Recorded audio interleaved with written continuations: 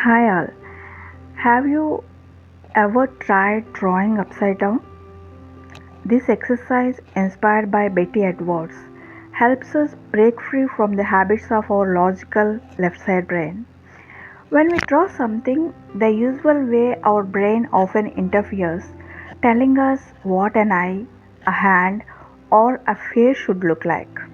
But when we turn the image upside down, our brain stops labeling objects and we start seeing lines, shapes, and angles as they really are.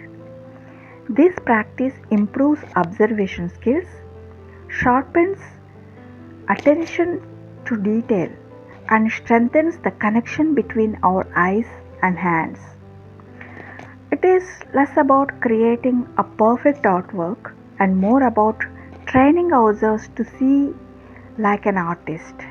Upside down drawing also teaches us patience, mindfulness, and confidence because it allows us to focus on the process rather than the outcome.